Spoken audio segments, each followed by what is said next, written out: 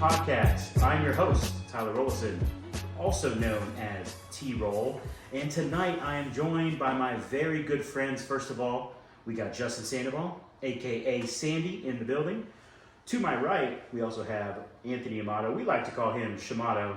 And down at the end of the table, our good friend and the newest official member of the Royal Geek Podcast, Zach Markham, aka Apple Zach's, in the building. Gentlemen, how y'all doing tonight?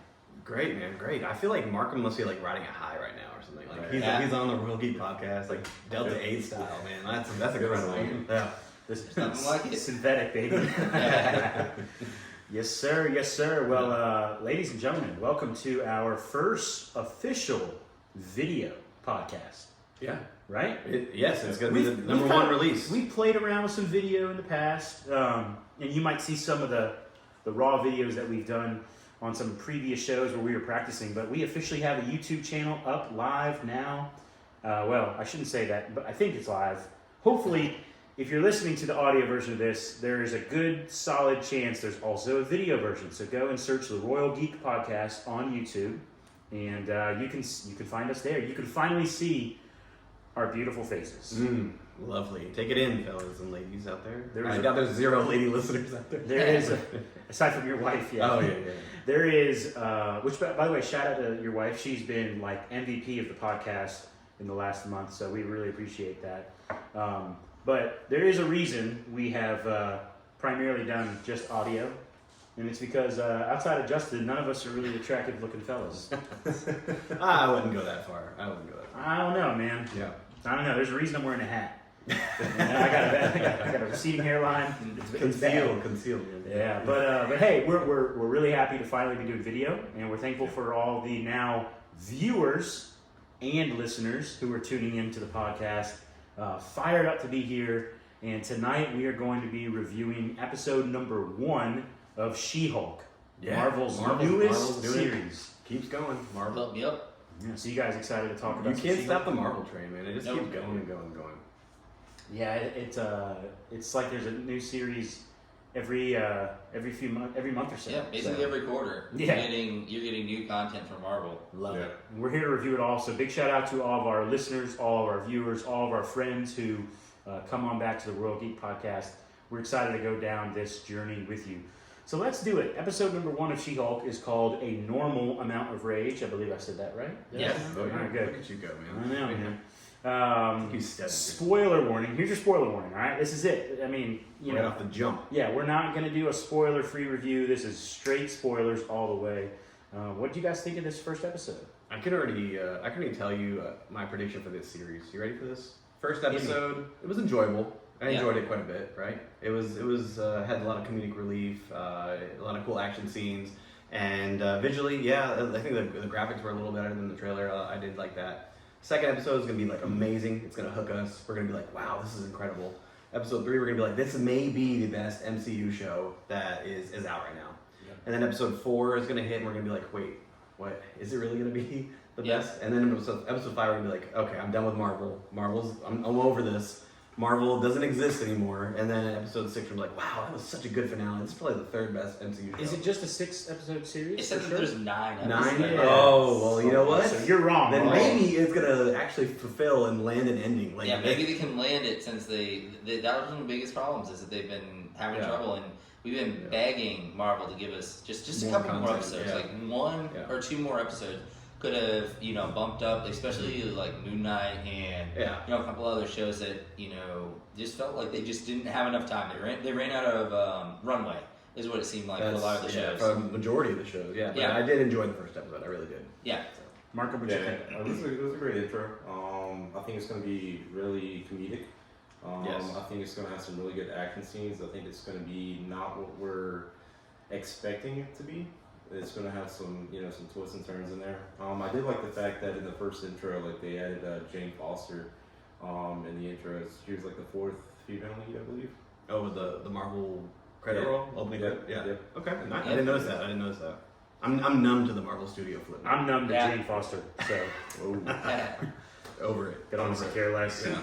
Sorry. Nice. Yeah. Anyways. Shimano, what do you got, man? What do you think? I mean, I felt like it was a pretty good episode. I felt like they did a nice base. There's still still a lot out there that they need to start building. They didn't quite give us a true hook in my mind. I mean, you got to see her fight her first villain technically, but it would have been nice to see a bigger like hook that they gave us. But it was a nice little intro to her as a character. Did she actually fight a villain, or was that just kind of like a kick? It was like a punch kick hybrid thing going on. I don't know. I mean, it was by definition of what people say when they're in a bar fight. Like that's what it is. That's basically what that was. How many bar fights have been in, Shimano? Or seen? It's one punch and you're done. Yeah, it was not much of a fight in the courthouse there. Yeah. Yeah, my thoughts. I mean, I mostly enjoyed it. Thought it was fun. Right. I think I actually like her name's Jennifer Walters, right? Did I say that right? Yeah. So I think I liked her character. It was obviously great to see Bruce Banner. Yeah. That was cool. The whole scene where they're drinking, but they're not like getting drunk. Yeah, they're not drunk. Yeah, they're just getting buzzed. They're getting buzzed, but there's nothing else. Although the hangover the next day was awful, but yeah, that was funny. I think the best part is this episode. I really believe like they did the entire origin story for She-Hulk. Yeah. And it kind of felt rushed, but I also appreciated like it's done. Like we just saw it. We got it. Yeah. We got it, and then hopefully episode 2 is. We move right along, right? Yeah, we move right along. So you mentioned that they're not dragging their feet. Well, I know you mentioned how they kind of just did that, but they did it in a way where like the fourth wall break, where she's getting ready to leave the office, and she turns around and is like, "Oh wait, whoa! Before I go, let me go ahead and fill you in. If it didn't do that, then I would have been like, okay, here we go, origin drop, right? But because she told us as the viewers like what's gonna happen, I don't know. I liked it. It was like, I mean, the way it was so self-aware. Like, right, because you threw you expected it into to that. happen. Like, they said exactly, or what happened was exactly what they said it was going to be. And on top of that, also what you're doing is she's literally building the framework of a speedy origin story, whereas it feels less rushed because it is purposefully concise because she is telling you how it happened. So it is outside of the time period of the actual origin story. Yeah. Whereas if it had just been them running through her origin story, it would have felt rushed. But because she was telling you, it felt more like almost more like she was literally montaging through what you were doing rather than it just being them just rushing through everything. Which I like that. Yeah, I did too. And it kind of like, it was telling the audience, it was telling us as viewers who were sitting here talking about the show, it was telling us like, hey, episode 1, it is what it is. We're going to rush through this and get through all the content that you need to understand the character. And now here we are, lawyer show. And then closes the door and then walks out. So we should expect as viewers now to watch a lawyer show now. Right. So I don't know. I enjoyed it. I enjoyed that part. And I think the big win is not even that this episode seemed fast with the origin story, but like we're gonna appreciate that as the series goes on. I think, and you're not gonna have like 3 episodes of this character finding herself. Right. And I kind of like that she, you even saw Bruce getting frustrated, like she's figuring out so much quicker than way more than him. Yeah. Like, I kind of like that. So I don't know if that's like we're not going to get the unnecessary like exposition, like the extended exposition. I don't know if that's the woe is me type situations that happen right. sometimes with certain characters where they it's basically them finding themselves, but it's like sometimes you end up with characters that find themselves for full episodes or 2 episodes where it's like they're off track because they're in their feels about something, Right. Yeah, right. good point. So I am interested to see how they end up playing out the whole idea. So we have this idea that it's a lawyer show, but they've also very well built this groundwork of that she can't. It's not the only thing that she can be now. So it can be interesting to see how much they push back and forth between her wanting it to be a lawyer show in a way, and her ability for it to be a lawyer show. Yeah. Because of we saw in this first episode, we saw a villain decide to show up and cause some havoc, in the middle of her being a lawyer. Literally showing us that in the middle of her being a lawyer, there is a chance that someone will, cause her issues. Something's going to happen to where she's going to have to use her abilities. Yes. And that's the secondary. But her main role is her being the lawyer, acting out her job. Like she's doing her job. Right. And the only reason that she had to become She-Hulk was because it stumbled into it, like the cross planes, like her real life and her superhero, quote unquote, that she doesn't want to be a superhero, cross paths. Like, right, and I feel like they established that pretty well, like just with the scenery and everything, because like when it shows her like in her office and it shows all those knickknacks and stuff on the shelf. I don't know if you guys like looked at that and see what was on there, but it's all lawyer stuff. Like it was like there was like a pin in there from like UCLA, her going to college, you know. She takes pride in her accomplishments. Right, yeah. Nothing on there saying that I want to be a superhero or no icon of Captain Marvel, you know, none of that. Like she wants to live life as a lawyer. Yeah, and it wants nothing to do with the superhero lifestyle. Correct. Yeah. And which is going to be interesting to see that play out, like her choosing to be the lawyer life, but not like embracing. How much is she going to get pulled into that secondary life? It's going to be very interesting to see how that plays out. Interesting. Oh. Very, very interesting. I think what's cool about the fourth wall breaking stuff, I'm a big fan of that, but I want to see to what extent, how far are they going to go? Like, she's broken the fourth wall, she's talking to the fans, but just how, like, is she going to end up getting witty? Like, I don't expect for her to be, like, rated R Deadpool stuff, right? Yeah. But even the way that Deadpool would just make jokes to real life things or, like, talk about the studios themselves, like, how far of this fourth wall breaking is she going to go? Or is she still going to kind of contain everything she says to within her own story? Does that make sense what I'm saying? Yeah, it makes sense. And I think just knowing what I know about like the comic books and the character, I think Disney's probably going to take her to just right before like Deadpool kind of humor, because she's kind of crude and kind of raunchy sometimes. And we saw that at the end. Yeah, exactly. So and she's like very like in tune with herself, that kind of thing. So I think we're gonna get like the Disney version, like the Disney Max of where she's gonna go fourth wall. Yeah, Disney Max. Is that a new subscription service? Yeah. Maybe. I don't think WB and Disney would like us using those words together. No, I guess not. You're right. Well, Discovery. But yeah, I mean, what do you guys think of having Bruce was such a massive part of this episode? Oh yeah. He was huge. Now the biggest thing I will say is that yes, he was huge. But yeah, I mean, the biggest thing I will say is I feel like in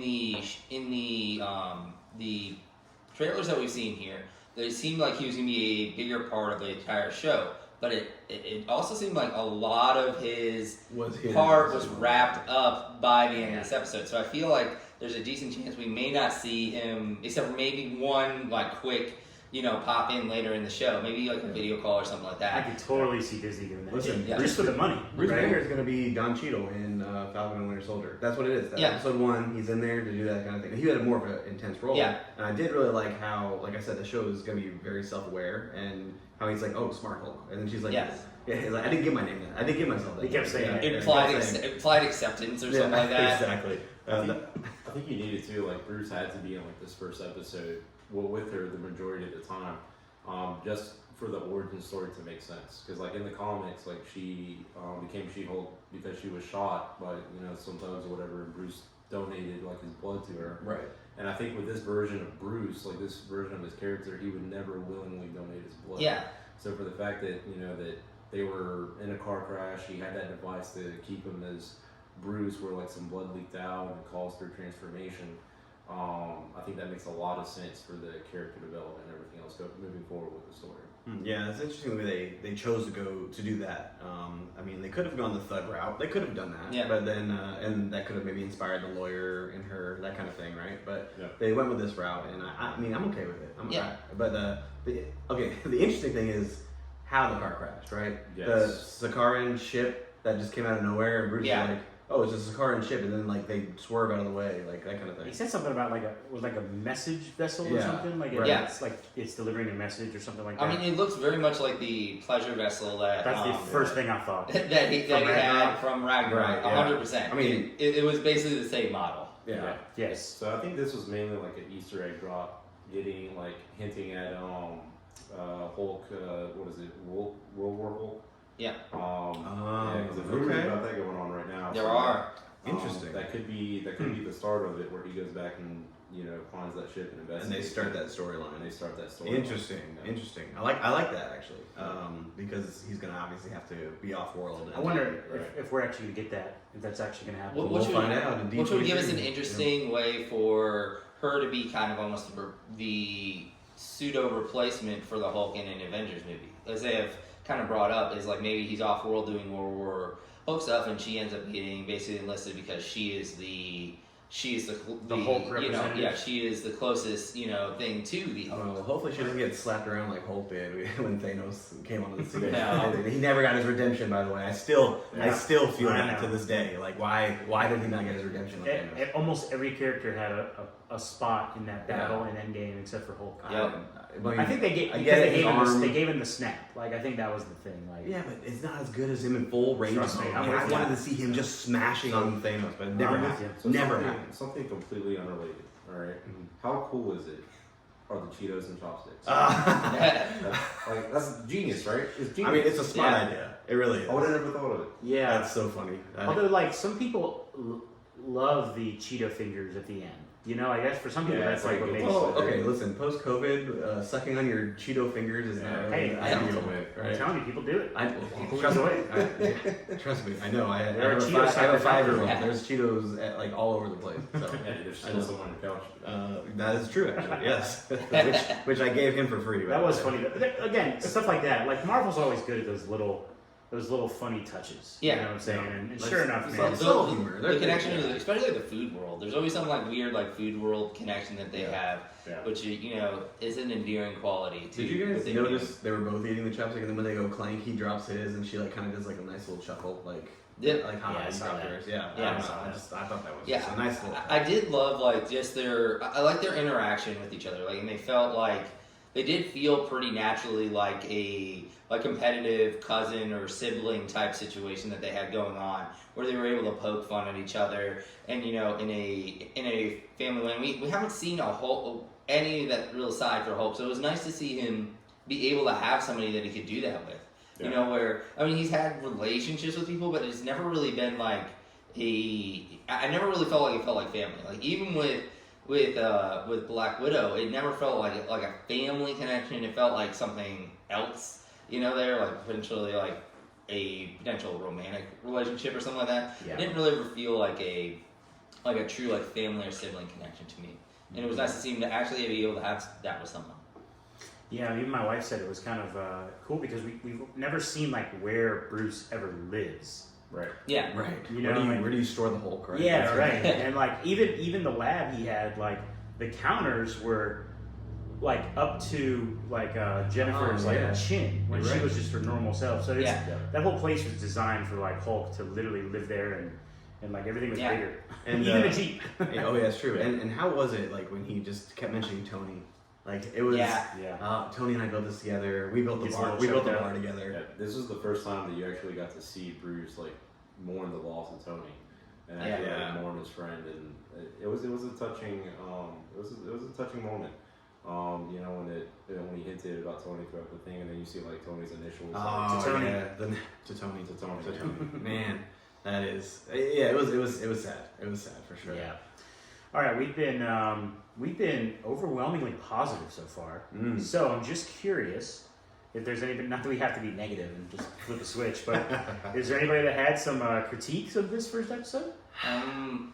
For me, I would say like the biggest thing was there seemed to be a lot of like unnecessary like rabble rousing on her part, like in the sense of what she was able to do immediately as She-Hulk, and it did seem to be a little bit like I don't know. Some of the stuff seemed a little bit too easy. Like I understand like some of it being easy for her, but it seemed to be a little bit too easy, and like the idea of her being able to match the strength of the Hulk like immediately just seemed a little bit out of place. Yeah, honestly, like she kept picking up on things quick, right? Yeah. The one thing that just I was so frustrated was when Hulk does the slap, and then she comes back and tries it, and she like fails, but then all of a sudden she just like starts slapping like a seal, and then all of a sudden like he's holding his ears like like she's actually winning, and like I don't know, it was the way that all played out, the whole scene. I was not buying. I was like, okay, you can't just be superior just like that, like in a blink of an eye. With no training, like that thing. Yeah, it was definitely an unusual training montage, because usually like when you think of somebody in a training montage, it's a development of their strengths, character development. It's for them to get stronger. Right. But in this whole montage, like she was already good at all that stuff. Like, it's like she was accidentally good. Like she knew she was good. Correct. Like it was by accident as well. So correct. So I think they did that on purpose to show like a different lesson that he wanted her to learn, and that was the lesson of like, with this power that you have, like people can look at you as a monster, same way that he did. Which cool thought, by the way. When he merged himself into Smart Hulk, it's confirmed that he got all of the Smart Hulk or all of Hulk's memories. So he remembered like that scene in Age of Ultron where he calls all that destruction. He saw everybody looking at him as a monster. That's that line he drops. Right. Yeah. So I think that's the lesson he was trying to get her to understand and everything. And I don't know, it's got a different vibe for the story. Yeah, and I mean that's a good point you bring up there, but about him like merging and finding that self. But the fact that Smart Hulk is still a thing like right now, because I thought that was the worst part of Endgame was Smart Hulk. Like he wasn't that raw, ferocious, like threatening being that everyone wants to see on screen, because that is the Hulk. That is the Hulk. Yeah. And we that only continued here, and here we are getting this like unintimidating hulking being and figure, and it just continues and continues. Like, when are we gonna get the Hulk that's like a complete monster? Yeah, because remember all the way back to 2012, right before the Avengers came out. I remember you were telling me you read reviews about how the Hulk kind of steals the show in the first Avengers. And dude, when you watch that movie, it's like, it is true. Like, Hulk going nuts in New York is unreal. Yeah. I think that's my secret. I'm always angry, and then you just freaking melee. Yeah. God. Yeah, I wonder if we'll ever get that again. I mean, honestly, it's gonna be from Jennifer Walters. Probably where we're gonna get that from. I mean, someone's someone's got to push him over the edge. Like, that's the only thing that could really happen with that situation. But it would have been interesting to see him kind of like, I mean, even at the end of Endgame, maybe after he finds out that Natasha dies, that like pushed him over the edge into like back into the raw Hulk that we're more used to. But I mean, that is part of what makes his character so good, is the volatility. Like, that's why Superman is sometimes a very boring character, because there's no volatility and he has all his power. All the time. Where there are some comic books that are very comic books. Yes. I would okay. In general, the character. In general, the character on live action has been quite boring. Yes, I will say that. But that's what makes Hulk so great, is that he has all this power, but he also has all this volatility that causes drama, that causes all this other stuff that makes for really cool scenes. Yeah. Good. Yeah. Well, since we're in the area of critical feedback, in honor of our very first ever video version of the Royal Geek Podcast, I have a special treat for all of you and for all of our listeners and viewers. I actually do have some Ryan's Rants for episode 1 of She-Hulk. It's not the shout out our boy Ryan. Ryan Gibbs, special guest at times on the pod, and just one of our bigger fans and listeners. He doesn't have a lot to say, but what he says, cuts deep. So here we go. He said, "Bro, edgy on the credit scene." Oh, we'll get there. Yeah, we'll get to that. Yeah. He also says, "I thought it sucked." Done. That's it. End of Ryan Rants. He says, "All the shows have gotten progressively worse since Loki." Dang, dude. He's coming in hot. We get him on the mic, man. Let's go. We have to have him call in. He said, "Very uninterested in Marvel doing comedy." Really? Interesting. Huh. Interesting. Well, they did come in hard on Thor: Love and Thunder. Like, it was like it was like pushing the boundary, and some people it did fall short on as far as comedy wise. But like Ragnarok was like the perfect amount of comedy. And so I don't know what he's talking about there. But Marvel being funny is different than Marvel doing comedy. Does that make sense? Yes. Yeah, because something can be you can have funny moments. There can be really good funny moments in dramas, in horror movies even. But when you're going for a straight up like slap, when the big line is, are you sacrificing potentially storyline to be funny? Like, that's where it kind of comes into play. Yeah. Where are you pushing over that edge? Which is possible the few scenes in Thor: Love and Thunder. Yes. Yeah. And it's very again. We're one episode in. All we've got is the origin, right? Correct. So Yeah. I've been hearing that this is a flat out comedy. So that's right? It's been pitched that way. Yeah. Yeah. It's been pitched as a comedy. Which, if the comedy is coming from her and her fourth wall break on making the situation that she's in a little bit more exaggerated, then I'm all for that. I'm okay with that. But with her with it actually just acting out, and we don't see a fourth wall break, and then it be overly funny. Like, I mean, honestly, how many lawyers are like hysterical that you know? Like, I mean, like, there's no lawyers aren't like humorous people. They're typically typically. So, okay, that's a fictional lawyer. Okay, yeah, good. Which season series finale, fantastic. Okay, moving on. Side note. Yeah. So I mean, I think like I've had a few people text me my thoughts on the show, and it's like, well, this is one episode. It was like 34 minutes or something like that. You know what I'm saying? It was like 7 minutes of credits. Like, yeah. So it's like, I am not gonna, make a verdict on this show. No, just not yet. We got a ways to go. But yeah, I mean, I really don't know what else to say. Yeah.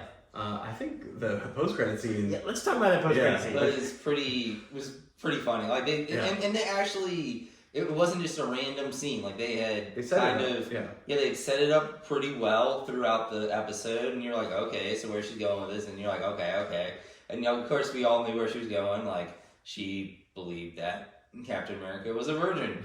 So, which can I just say, like the fact that they're self-aware because out in the real world, there's a geek table, round table somewhere where they've debated whether or not Captain America was a virgin or not. Did he have time? Yeah, did he have time in between all of his events and everything like that? Like these conversations have been had, and I guarantee you can click on some YouTube video that may be related to ours, and you'll see that there's a debate going on if Captain America was a virgin or not. And they brought it into the series, made it literally canon now.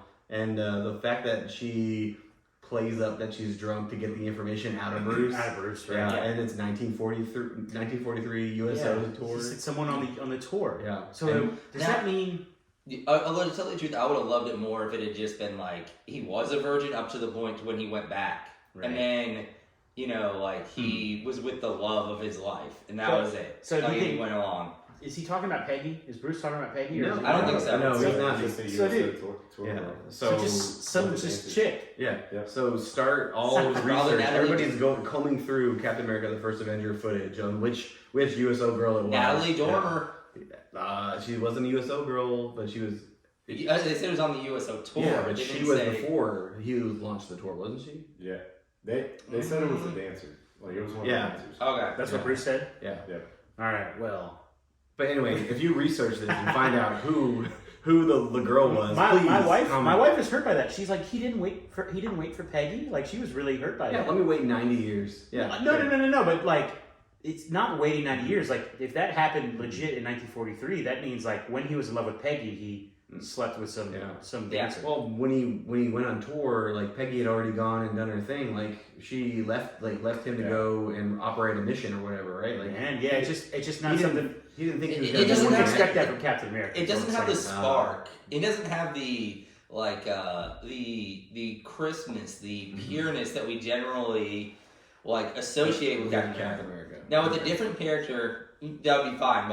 But even the fact of when you were going with it, and in Age of Ultron when he brings up language, that type of idea, that type of straight edgeness that you would think that would be associated. So you're telling me if you were a scrawny little guy, right, and you become this amazing image of a man, right? that the first USO tour you go on, you're not gonna No, but I'm not. I get what you're saying. But I'm not Captain America. I know. I don't have that. I'm not worthy. It was that thing that the doctor was saying that made him special. That's what you're talking about. I don't have that quality. The little guy, right? Yeah. I could not pick up. Oh my gosh! She said an ass like that. I could not pick up Thor's hammer. He has that extra level. He is at an extra level of pureness and worthiness than we are. Yes, in that assessment, yes, okay, I can agree with that. But it was funny the fact that they talked about that. Oh they made it, I don't know, canon relevant. And then her at the end when she finished it, like let's say Steve Rogers, and then she like right before she says the F word, it cuts out Disney fashion. That's the Disney Max that I'm talking about. Hashtag Disney Max. Get it trending, folks. Yeah. I love the way that it played out and everything like that, but I just felt like storyline wise, it would have been like a more appropriate to the way character. that we see. Yes. I agree. But maybe that started him out like, I feel shameful. I'm gonna go into the full good style. Like I don't know. Maybe. Yeah. I don't know. But I enjoyed the post credits scene. Yeah. I'm not saying I didn't enjoy it. I actually really enjoyed it. It was funny, and it was a nice unexpected. Little, So I woke up early and watched the episode before work, and every time I do, I always send you guys a text doing two things: telling you that some things about the episode, and also rubbing in your face that I'm more hardcore than you and watching it at like 4 a.m. But yes, as like the post credit scene was incredible, and it truly was, and hopefully it seems like everybody feels that way. It was one of the best ones so far. Yeah, no doubt. Yeah. All right. Well, any other thoughts on episode 1 of She-Hulk, fellas? I do have one big one about the court scene at the end. So the way the episode was playing out, I was kind of expecting her reveal to the world to be less controlled than it was. I feel like I thought it was the way it was playing out. What was going to happen is it was going to be almost like the other side was the sleazy lawyer, and the guy was going to get off, and she was going to have a spontaneous moment of like not controlling her anger, and she was gonna see herself the way, and she was gonna have that moment of and see how people see her as a monster, and like she's gonna Hulk out, maybe not like go crazy, but they're gonna see her transform and everything like that. Whereas this was kind of her taking control of the environment and her changing and immediately going back to her lawyer mode, which kind of points towards the fact of this is going to be largely her attempt to keep it in a lawyer comedy type of show. Yeah, and also that would show that it's going to be harder than she thought. Like she's the whole entire time in the montage of the Hulk, she's like, oh, it's going to be easy. I can control it. And that scene that you just made up off of the cuff right here is it would show that, hey, this is going to be harder than I thought. I'm going to have to actually put some effort into this and to make this thing work, to make this lifestyle work for her, especially since she outed herself to the world. Like but she was in this courtroom. I don't think there was a live camera or anything. So technically, I think it's still contained in the courtroom, but it's going to get out. There's a courtroom artist. Yeah, of course they can sketch the green real quick, right? Yes, that's awesome. That's what it was. Yeah. So far, I mean, I like the characters that they're bringing in. You have Dennis Bukowski as her legal nemesis. And then at that in court scene, it's who was it? It was Walking Dead Steve Coulter as Holden Holloway. That was Steve Coulter? Yes. Whoa. Okay, I didn't realize that. I didn't pay attention too much. So that was Steve Coulter. He was announced as Holden Holloway. It was created by She-Hulk writer Dan Slott. Who in the comics, Holden Holloway is like a pretty key character.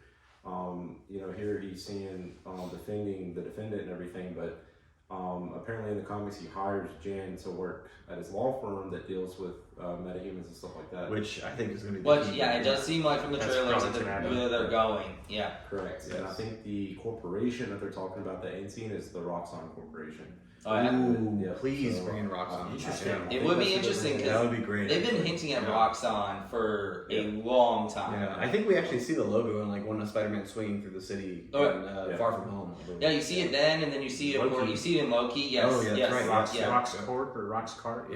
Yeah, I feel like we've seen it. Roxmart. Yeah, I feel like we've seen it at least probably 3-4 times somewhere in the MCU, but never really had a story that's like based around it. Right. So here's my theory. I think Roxxon's going to be introduced. I think Roxxon's going to have something to do with Titania's powers, who was the villain that attacked her. Yeah. Which shout out, Good Place. Yep. Jamila. Yep. There we go. Through the Kool-Aid, like the Kool-Aid. Yes. Oh my gosh, I'm glad you said that. I wanted to bring that up. She literally is like, oh yeah, like comes in like the whole brick wall perfectly cut out like from the stage and falls down. Yeah. That was awesome. Right. So that's what I'm thinking is going to happen, and then I think that's going to somehow like bring in Abomination and all that kind of stuff, like in the later episodes. Yeah, it would make sense in that she was coming in to maybe hurt whatever that developer is, because it sounded like they were polluting something or something like that. So maybe she got somehow polluted by whatever it is. She got the powers and she was coming to the courtroom to seek revenge in some form or fashion. Yeah. Yeah, I'm interested to see those characters kind of expounded upon. And that was the little tease for me. The tease was seeing Jamila Jamil, right? Yes. I was seeing her character briefly, right? And my wife and I, we watched The Good Place. And then I was like, oh yeah, there she is right there. And she's like, wait, I didn't even see her. Like, it was brief. I was like, no, that was her. Yeah. You'll see. Yeah, just for a moment. Yeah, just for a moment. But if you weren't really paying attention, you definitely could have missed her. Yeah, but I'm excited to see that character develop and I mean, just where the storyline could go. I mean, yes, there's that comedic aspect of it, but I do really feel like it's going to potentially set up some bigger storylines. Yeah, and seeing Wong's going to show up at some point. Exactly, which I don't see how, like, just from what we saw, like how Wong is going to kind of incorporate himself into the series. I'm not really sure. That's just what Wong does, man. He's the dude. he's the linchpin. Man. He's the one we deserve right now. Holds everything, but not the one we need. That's right. It holds everything together. Yeah, there you go. And like one last, the little cherry on top that I just want to drop at the end was the almost Spider-Man quote at the very beginning when they were talking about the when you have a lot of power, then there's a lot connected to that. When she was talking about the company, and they almost dropped the with great power comes great responsibility. I felt like they were like on the cusp of saying it without actually saying that particular line. Yeah, and that was when they were in the lab, right? That what you're talking about? No. It was when she was doing testing. When she was testing it out. Okay. Smile more. Yes. Oh, yeah. Gotcha. Okay. I was just one of the lab scenes, real quick before we wrap up here. One of the lab scenes where she brings up Pixar's Inside Out. Yes. Bing Bong. Don't do this to me. Yeah. Bing Bong. No. Like, please.